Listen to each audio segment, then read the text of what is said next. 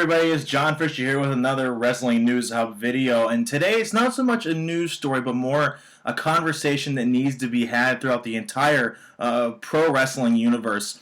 Daniel Bryan did retire, yes, we know that. On ESPN the night following, he announced that he was hiding post-concussion seizures, which was a detriment to his health. Not only that, the fourth and final brain scan, which we assume is the test that Bryan underwent, the doctor did find something negative in which caused him to announce his retirement on Raw last week. TMZ Sports caught up with Stone Cold Steve Austin, who's dealt with concussions before, and asked if they're going to become an epidemic to not just the WWE, but pro wrestling in general. And Stone Cold said, and I quote, "I just think Daniel Bryan worked a very physical cruiserweight style, and finally, after everything he did, it kind of took it out of him. I don't think it's going to be an epidemic. Over the past 20 years, there's only been a couple guys that had to bow out with concussions. Daniel worked his ass off, and he was a hard worker, and his style finally caught up with him. It is what it is, but I don't think it's an epidemic." We've seen superstars deal with these before, most notably Dolph Ziggler just a few years ago. He finally cashed in his Money in the Bank to win the World Heavyweight Championship against Alberto Del Rio.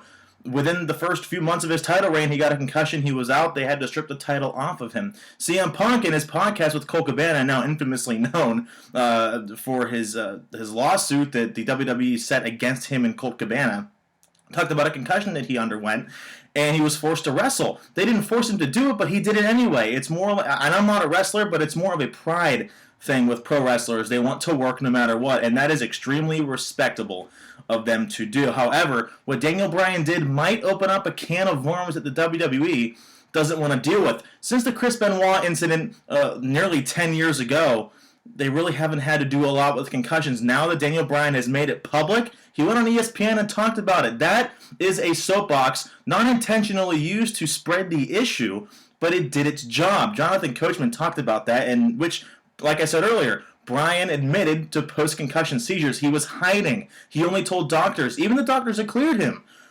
knew about it. Maybe there's a reason why Dr. Amen and the WWE medical team, as well as our concussion specialist, Joseph Maroon here in Pittsburgh at UPMC, didn't clear him to return to action for World Wrestling Entertainment. What Bryan did is admirable.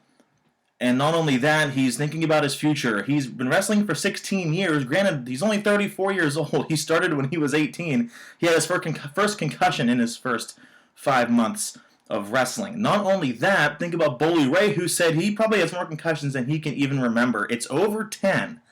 So that's another name that's been thrown out there. So what do you think? Is this going to be a huge issue for World Wrestling Entertainment going forward? Is it going to be an issue for pro wrestling in general?